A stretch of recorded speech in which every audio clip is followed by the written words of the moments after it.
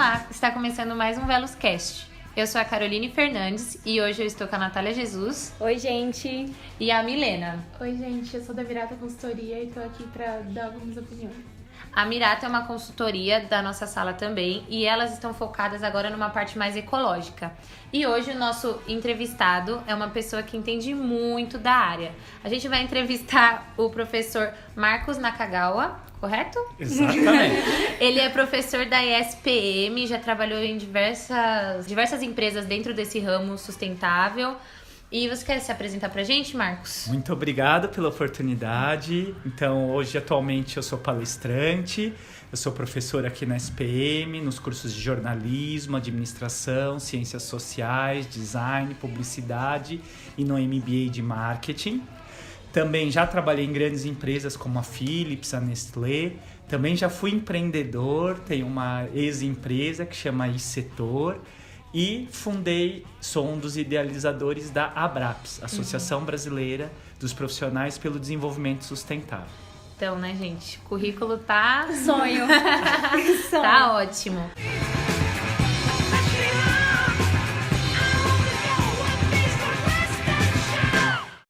Marcos, para começar, a gente quer falar do empreendedorismo sustentável, claro, é um dos tópicos. O seu livro é uma forma de... Você considera uma forma de empreendedorismo sustentável? Isso, o meu livro, 101 Dias com Ações Mais Sustentáveis para Mudar o Mundo, ele tem uma cara mais para o dia a dia mesmo. Para pessoas como famílias, professores usarem em sala, ou mesmo as empresas fazerem ações.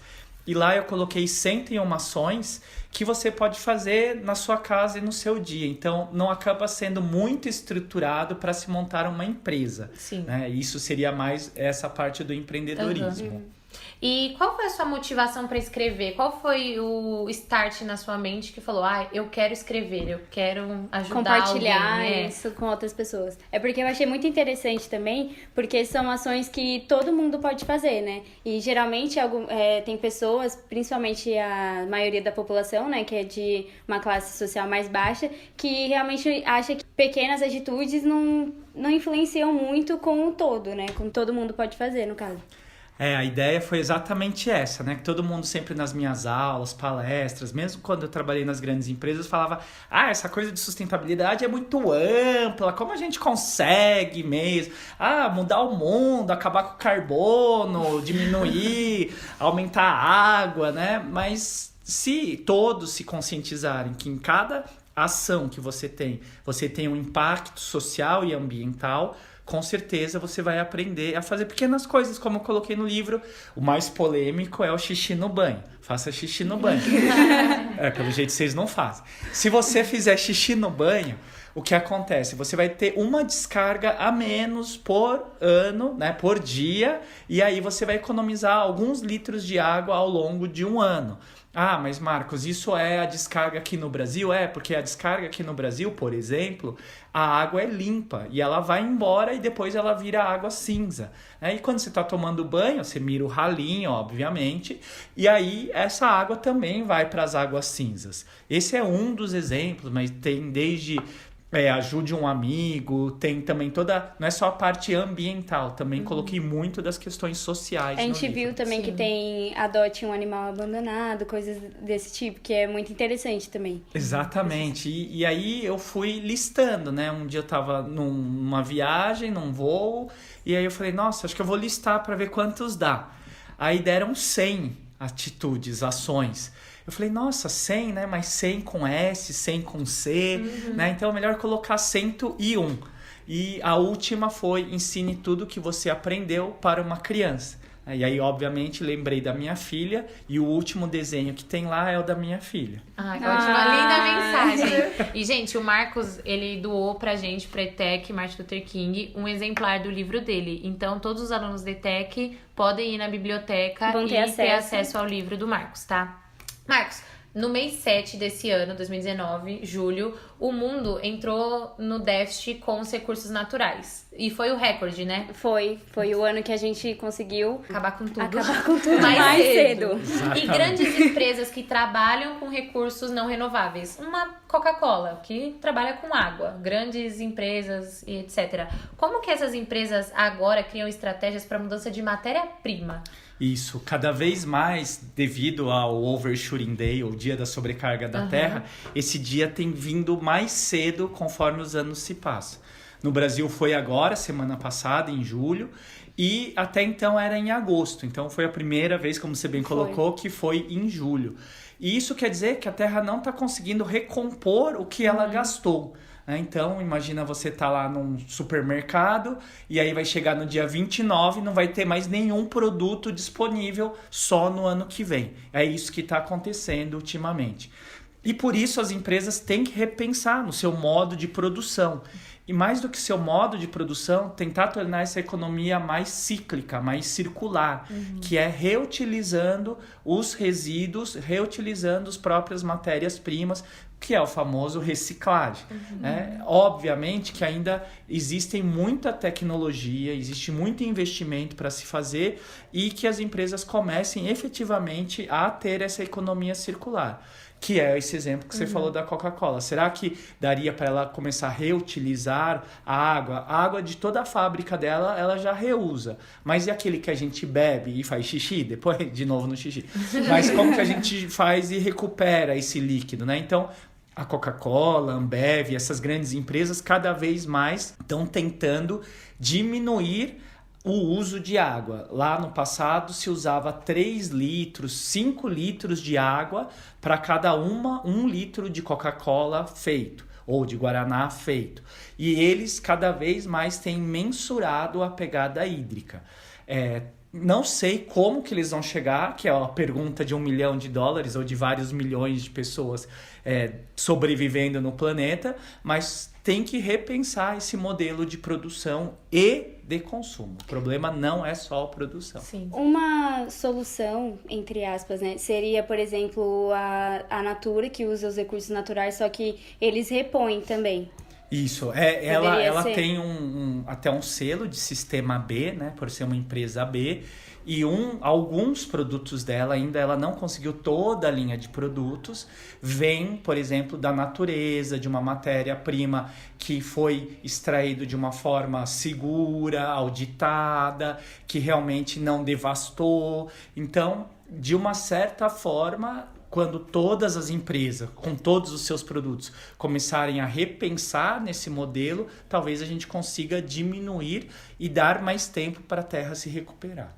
Agora, uma pergunta até mais direcionada para a Milena, né? Para a consultoria dela. E assim, para grandes empresas hoje, é até bom se posicionar de uma forma verde, uma forma sustentável, ambiental. Porque isso acaba melhorando a imagem da empresa. A Natura hoje, o grande diferencial da Natura hoje é essa pegada mais social, ambiental que ela tem. Mas e para as pequenas empresas, com uma concorrência grande e pouco dinheiro para ser investido nisso? Como as pequenas empresas podem ver benefício nessa mudança de hábito? Eu gosto de falar que sustentabilidade ele tem 3 pilares, né? Não sou eu que falo, John Elkington falou do Triple Bottom Line, o tripé da sustentabilidade há muito tempo atrás. E tem um dos pilares que é o tripé econômico, que ainda no Brasil a maioria das pequenas empresas que estão lá na lista do Sebrae sendo ajudado por muitos empreendedores de sobrevivência, primeira coisa, eles precisam ter o seu pilar econômico de pé. Então, esse já é uma das grandes dificuldades, manter-se de pé, constante, com planejamento, gerenciando os custos, gerenciando toda essa parte. Segundo pilar seria o ambiental e o terceiro social. É difícil? Sim, com certeza. Mas no ambiental, por exemplo, você pode usar o conceito de ecoeficiências, de ser econômico e economizar a natureza. Como, por exemplo, economizar luz, energia, água, fazer o gerenciamento dos resíduos e fazer cada vez menos um impacto ambiental. E para o social, cuidar das pessoas da sua empresa, cuidar das pessoas das famílias da sua empresa, cuidar da comunidade no entorno, ter diversidade, enfim, são vários indicadores de melhoria. É que muito a gente trabalhou sempre com a visão econômica. Dá dinheiro ou não dá dinheiro? Dá lucro ou não dá lucro? E ninguém nunca pensou. Tem gente feliz, tem gente triste. Tem gente sobrevivendo, tem gente educado, tem meio ambiente, tem lixo ou não tem lixo. Então, a gente precisa começar a ampliar o nosso pensamento, não só por econômico, mas também para o social e para o ambiental. Falando assim do marketing mesmo, existe uma melhor maneira das pessoas aceitarem o posicionamento de uma empresa, aceitarem comprar aqueles produtos por serem sustentáveis? Tipo, como funciona? Isso, tem uma pesquisa da Nielsen de 2015 no mundo inteiro com 60 países e 30 mil consumidores, uma pesquisa online. 66% dessas pessoas responderam que pagariam mais por produtos e serviços mais sustentáveis. Se você fizer um recorte por uma geração Y, uma geração mais nova, geração millennial, esse número salta para 72%. Obviamente, estamos falando de gente que tem acesso à internet. O Brasil estava também nessa pesquisa. Uma pesquisa do Instituto Acatu de 2018 ou 2019 mostrou que ainda temos poucos consumidores conscientes no Brasil, mas que eles começam a ficar mais conscientes. E se você vai para um público mulher, geração mais nova, você vai ter pessoas mais conscientes. O que precisa para que as pessoas comecem a pagar por produtos, comprar produtos mais sustentáveis, é que isso seja ensinado desde o começo na educação infantil fundamental e no ensino médio, para que esses consumidores eles comprem não somente pela marca, pela qualidade, pela satisfação, mas também pelos impactos ambientais e sociais e tirem da sua lista empresas que matam, que usam animais, enfim, todas essas coisas que essa geração mais nova de vocês já entende um pouco mais. Então, realmente é uma coisa a longo prazo. Infelizmente, né, também foi divulgado recentemente que o mundo teria 18 meses para se recuperar. Se eu não me engano, são 18 meses. Depois, se tiver, a gente corrige. Mas, então, é uma coisa que não vai ser tão rápida como 18 meses. É uma coisa que vai demorar mais anos, por exemplo. Então, a consciência ambiental e a mudança de comportamento vai depender muito dos gatilhos que a geração de vocês criar ou desenvolver. Eu vou dar um exemplo muito claro de hoje, que é um gatilho que está, inclusive, mudando políticas públicas, que é o canudinho. Graças a um vídeo que todo mundo que está escutando aí viu, que é da tartaruga, tirando o canudinho, cheio de sangue no nariz, e todo mundo ficou triste, rodou o mundo inteiro no WhatsApp, e veio essa discussão do canudinho. E esse vídeo da tartaruga criou um movimento, criou consciência e virou política pública em algumas cidades do país, que não pode usar canudinho. Ah, mas Marcos, tem gente que ainda usa, tem cidade que não estão conferindo, é uma lei que pega, é uma lei que não pega. Eu não estou falando se vai funcionar, estou falando do movimento e da conscientização. Então, você já deve ter amigos ou alguém que está escutando aí também, já com certeza foi em algum lugar e falou, não, eu vou tomar direto no copo. Então, se todo mundo, que é a ideia do livro, pensar em ações desse tipo, com certeza isso vai poder gerar uma mudança de comportamento e, quem sabe, uma política pública. E aí, você deu um exemplo muito bom, porque muita gente se justifica para não comprar, por exemplo, um canudo de inox pelo estímulo ao consumismo. Por exemplo, mas eu vou comprar o canudo de inox que vem dentro da embalagem de plástico, e é aí que entra aquela coisa, como marketing versus sustentabilidade. Hoje a gente tem marcas como a Evian, que vende água a 20 e poucos reais. Água, que é uma coisa que é necessária, é básico. Então, o próprio marketing estimula um consumismo desenfreado nas pessoas, e aí vem toda essa onda verde. E aí muita gente justifica por causa da hipocrisia. Como você acha que a gente pode combater isso? O marketing é a base do capitalismo e do consumismo que a gente existe e é o motor que move atualmente o mundo. Sim. Então não tem como chegar e falar agora acabou o capitalismo, agora acabou o consumismo, agora acabou o marketing. Porque até alguém criar um novo modelo ou algum modelo que já existe nos kibbutz, nos lugares mormons, nos lugares, vários outros sociedades alternativas que existem ao redor do mundo, tomarem como mainstream padrão, vai demorar um pouco. Então, o que eu acho o consumismo vai continuar, o capitalismo vai continuar e o marketing vai continuar. O que a gente pode melhorar ou minimizar os impactos ambientais e sociais é buscar esses produtos, como você mesmo falou, do canudinho, que agora você vai usar e lavar. Ah, mas isso daí vai vender um monte de canudinho e depois vai reciclar. Bom, se for de alumínio é bom que recicla mais fácil do que o plástico.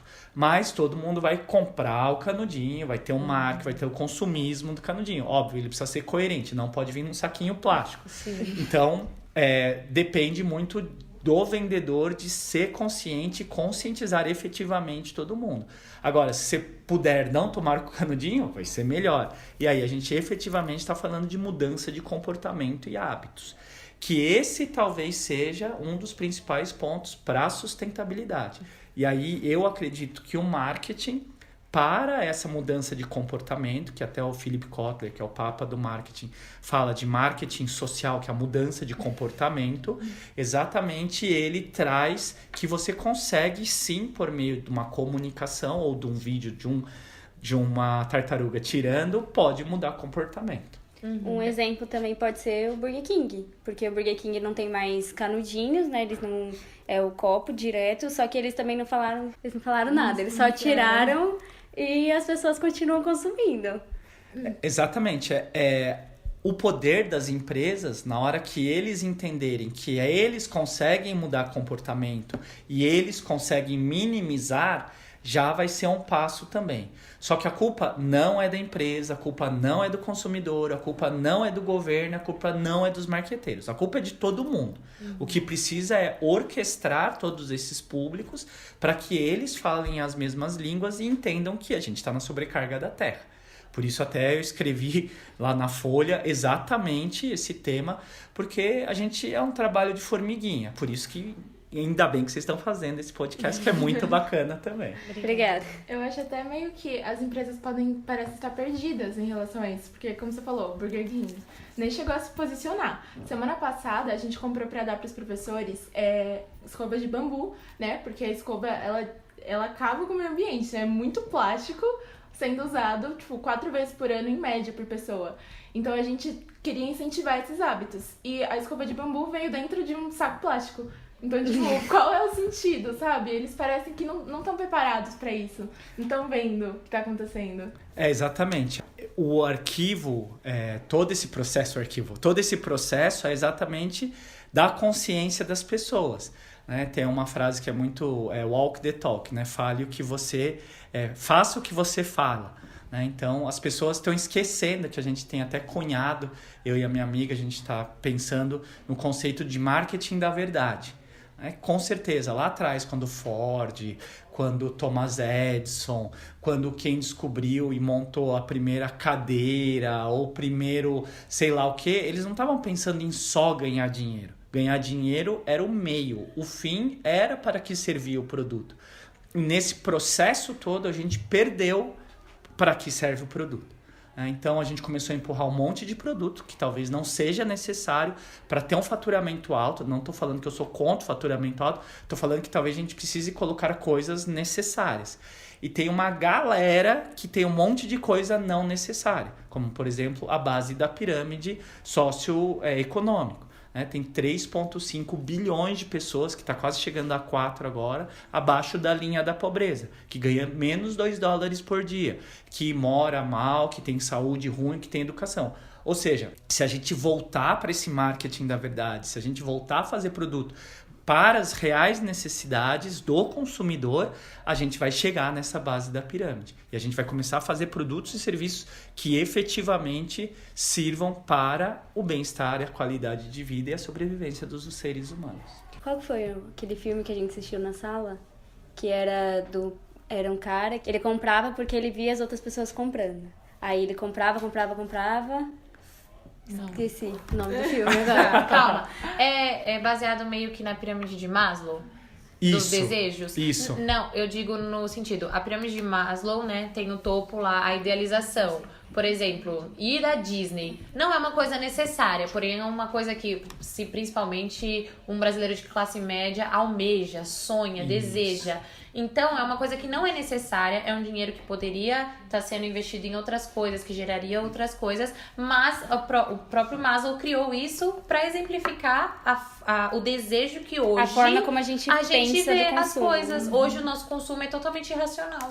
Isso, a ideia do Maslow lá atrás, né, que já existem novas teorias, inclusive, sobre os desejos e consumo, ele coloca exatamente esse ponto para que a gente construa produtos e serviços que desenvolva esse topo da pirâmide de aspirações, necessidades e desejos. Mas o que eu tô vendo atualmente, talvez por isso vocês estejam fazendo essa gravação, é que talvez nessa nova geração, essa aspiração talvez tenha mudado de nome para propósito. E, como a gente sabe, e pelos Objetivos do Desenvolvimento Sustentável, as ODS, as 17 ODS, a gente sabe que tem 17 desafios no mundo, a gente sabe que tem um monte de gente passando fome, a gente sabe que está acabando a água. Sabe? E aí isso pode gerar um propósito para que essas novas gerações e essas empresas novas, startups, os negócios de impacto social, comecem a desenvolver soluções para isso. E isso talvez seja a nova forma da pirâmide que eu acredito, ou eu sonho pelo menos, que seja da pirâmide. E agora, já que a gente veio mais para essa parte social, você já trabalhou, eu não sei se você pode falar o nome da marca, mas com música nas escolas, não foi? Isso, trabalhei num projeto que chamava Team Música nas Escolas. E eles, acho que continuam alguns projetos até hoje.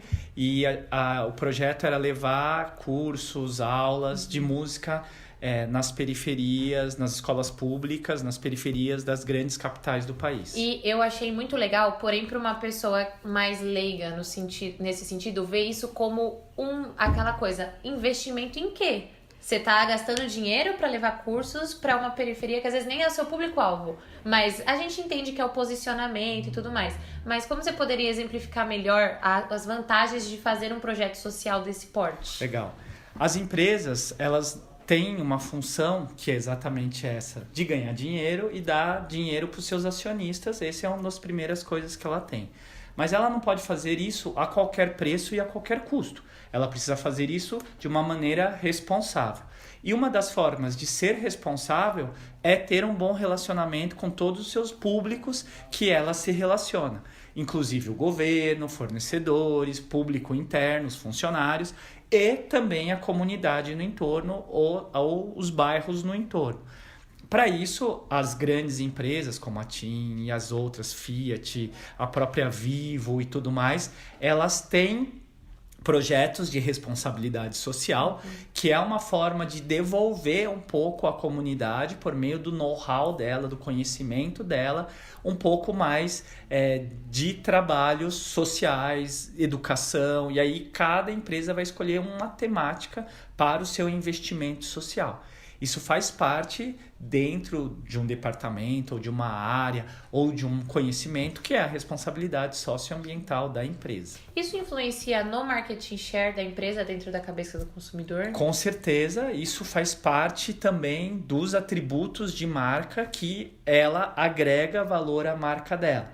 E aí a empresa vai ficar com uma cara de mais boazinha, ou de mais palatável, ou que ajuda a comunidade e assim por diante.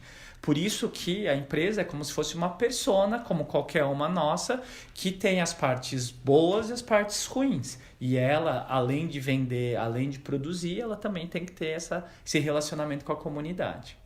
E existe, um jeito certo pra isso acontecer? Tem que começar dos funcionários ou tem que partir de políticas públicas, vem do micro, vem do macro? Como funciona? O ideal é que ela atenda a missão, visão e valores dela. Então, todas as ações de investimento social privado, todas as ações de projetos sociais, ambientais, tem que estar alinhado com a sua missão, visão, valores. Obviamente, né, o ideal é começar com o público interno, porque não adianta você ir ajudar a comunidade e seus funcionários estarem tristes, tendo burnout, passando mal, sendo, enfim, tendo questões de assédios moral, sexual e assim por diante. E depois você pega e trabalha com as questões externas. Para isso existe uma metodologia que é como você analisa as externalidades, e você chama os seus públicos para conversar e aí pergunta para eles como pode melhorar. Basicamente a pesquisa, a importância da pesquisa na empresa. Perfeito, a pesquisa sempre é importante e antigamente a gente tinha pesquisas que eram muito focadas só no consumidor. Só no cliente. E agora, cada vez mais, a gente tem que entender que a gente não trabalha só para o cliente. A gente trabalha com o cliente, para o cliente, mas também com outros públicos de relacionamento que influenciam, inclusive, o cliente e o consumidor. E como que funciona, por exemplo, a relação da Vale hoje com o seu posicionamento? Porque a Vale é uma empresa gigantesca, e infelizmente, mesmo com todas as consequências que ela gerou ao seu redor, hoje não vai mudar o consumo do minério de ferro. Isso. É uma empresa que não vende só no Brasil, é uma empresa que vende para o mundo todo. Então, realmente, não tem como a gente impedir ela de crescer ou de vender por causa disso. Mas como que a Vale hoje pode limpar essa imagem que se construiu por causa dos acontecimentos? Como estratégia de marketing, o que geralmente essas grandes empresas fazem, elas acabam abrindo, inclusive, outro CNPJ, outra marca, outra empresa, para que aquela empresa anterior seja esquecida o nome dela e todos os atributos como uma forma de gestão de marca e de marketing mesmo. A Friboi fez quase isso, né? Isso, e tem algumas construtoras também, inclusive, que depois de toda essa coisa da Lava Jato no país, elas estão mudando de nome exatamente por isso. E algumas petrolíferas no mundo inteiro também já fizeram isso. Então, assim, estou em crise, a empresa está em crise. Essa é uma das técnicas, uma das metodologias de mercado, de branding, que muitos marqueteiros lá fazem. Isso analisando como marketing. Agora, analisando como a questão do desenvolvimento sustentável, tudo que a gente usa vai minério, quase tudo que a gente usa vai minério de ferro e vai todas essas coisas que são mineradas exatamente para que a gente possa consumir, sobreviver, cozinhar, tomar banho, se vestir e assim por diante. Morar, né? Não dá para parar e falar, não, vamos parar de fazer isso. O que dá é fazer de uma forma mais consciente. O que dá para fazer de uma forma mais segura, o que dá para fazer de uma forma em que não se pense somente no lucro pelo lucro, e sim pense nas questões ambientais e nas questões sociais. E aí você vai ter que investir em todas as suas externalidades, todas aquelas coisas que você impacta no meio ambiente, porque uma empresa como essa impacta nas pessoas e no meio ambiente. Não vai ter impacto zero nunca.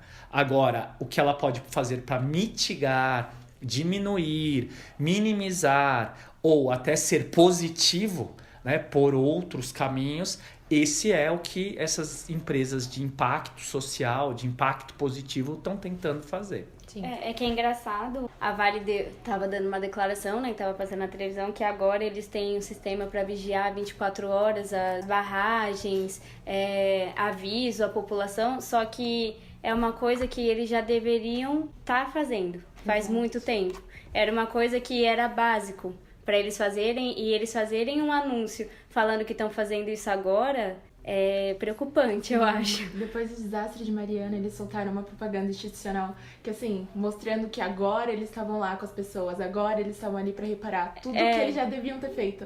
Eles estavam construindo um relacionamento após o acontecido.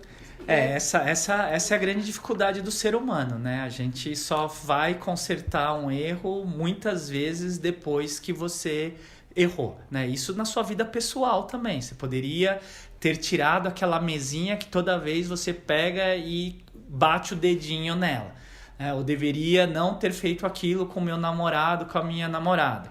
E aí você vai reparar, consertar. Não pode se esquecer que as empresas são geridas por seres humanos e por pessoas que são passíveis de erro. Agora, o que pode fazer é diminuir a probabilidade de erro, a probabilidade de erro humano, de erro de foco, né? Porque esse foi erro de foco e de investimento. Agora, por talvez uma demanda muito grande dos seus acionistas, querer um lucro, enfim, nada justifica um monte de morte, obviamente, mas que essas próximas gerações, os alunos, o pessoal que vai trabalhar nessas empresas, quando entrarem, lembre-se sempre de todos esses problemas que outras empresas, historicamente, há 300 anos, há 500 anos, já vem fazendo. E como a gente pode fazer melhor. Eu acho que esse é a evolução de gestão e das empresas. Eu tenho uma pergunta agora um pouco mais no sentido político e ambiental. O Ministério do Meio Ambiente tem feito algumas declarações, alguns projetos de lei um pouco polêmicos e um pouco... Parece que eles fazem um pouco caso com o tamanho da diversidade e o quão grande importante é o meio ambiente no Brasil. Você considera isso uma ameaça para empresas lá de fora que têm essa pegada mais ambiental virem para cá? É uma ameaça? Então, a gente está passando por um movimento no mundo, principalmente devido à crise mundial e à vontade desse crescimento incontrolável, que acaba direcionando os nossos políticos por algumas vertentes ideológicas. E essa vertente ideológica que não só no Brasil, como nos Estados Unidos, que estão fazendo esse negacionismo a mudanças climáticas, a necessidade do planeta, é exatamente o que agora a gente vê na Europa também, né? Alguns ministros entrando e tudo mais, eles acabam tendo essa pegada ideológica onde tem o livre comércio a qualquer preço e a qualquer custo, para tentar salvar essa crise desse descontinuamento do crescimento. Então, o problema não é só, basicamente, se essas declarações vai trazer ou não mais empresas aqui. Com certeza, eles estão abrindo as portas para as empresas que estão entrando.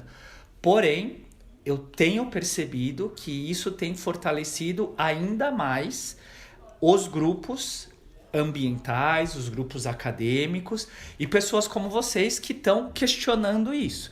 Que há 10 anos atrás, seja mesmo na Rio 92, na Rio +20, isso foi questionado durante um tempo e depois morreu, né? Então tem um processo cíclico de discussão desses temas. E, às vezes, não que eu acho bom, mas que bom que estamos discutindo isso, que bom que isso está em pauta, que bom que tem gente questionando e que bom que algumas pautas, inclusive, foram bloqueadas já.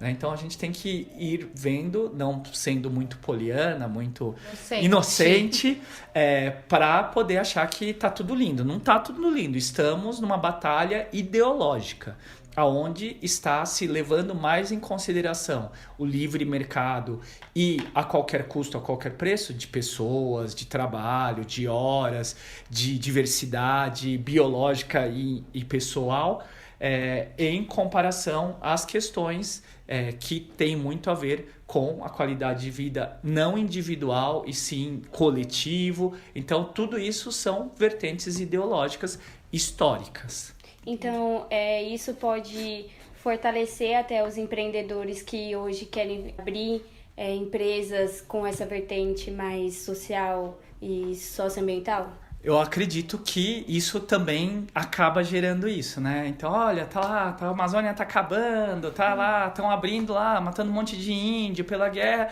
Aí pega e tem uma ONG que surge. Né? Tem um grupo de estudantes na periferia que está pensando sobre isso. Tem um grupo na escola particular de elite que está falando sobre isso. Então, isso são pautas para poder chegar nesses temas. O que eu acho que evoluiu muito graças às mídias sociais é que a gente está discutindo. Né? E na minha época não se discutia.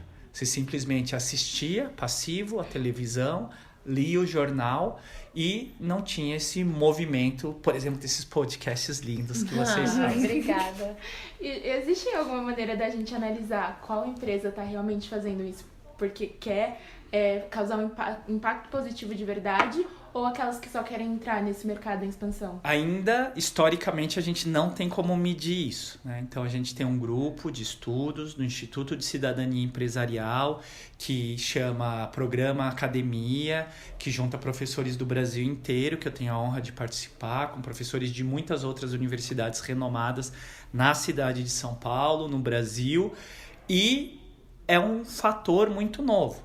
Né? É um movimento muito novo, é uma área de estudo muito nova, então ainda não dá para falar, ele está indo bem, aquele está indo mal, esse não presta, esse está fazendo só para aparecer na revista, esse é o empreendedor de palco, né? Que adora aparecer e não sobrevive, faz miçanga para vender, sei lá, para poder fazer o negócio dele sobreviver. Então ainda é um campo de estudo muito novo para a gente poder segmentar.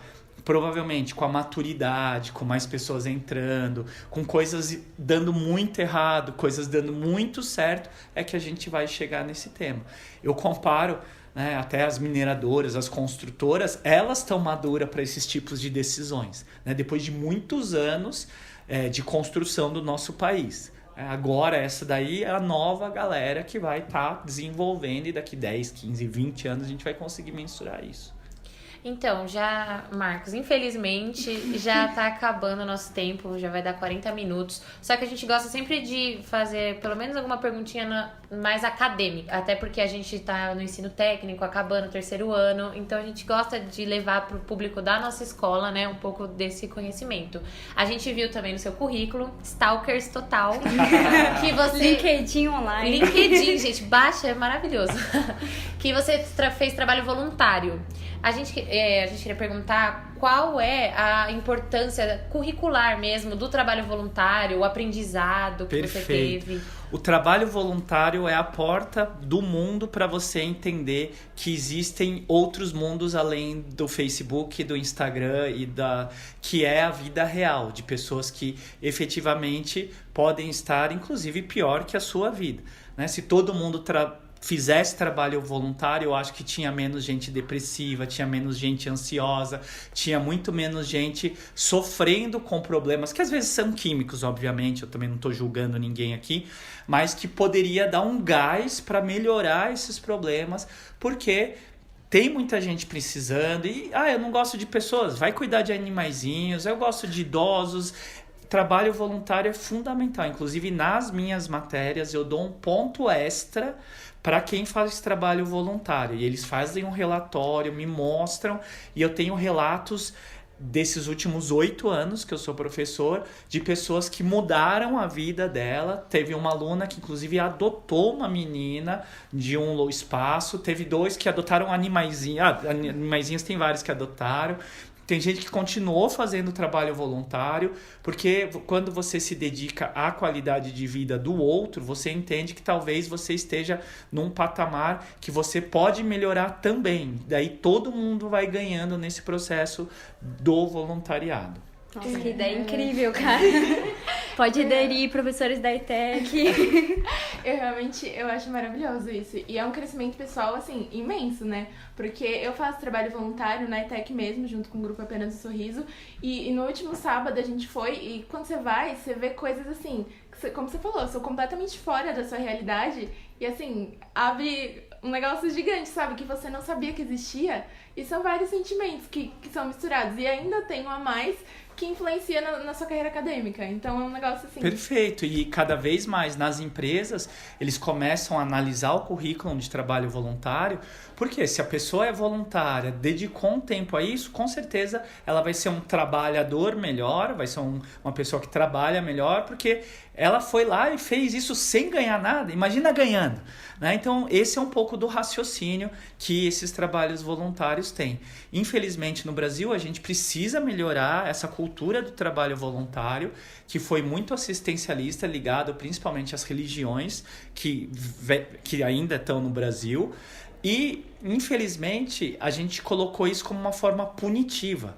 Então, o menor infrator ele tem que fazer trabalhos socioculturais. né? Ou seja, trabalho voluntário. Isso devia ser matéria, currículo de todos os cursos de ensino médio fundamental e ensino infantil. Muito obrigada, Marcos, pela sua colaboração, pelo seu tempo. O seu tema é extremamente importante, principalmente para o marketing.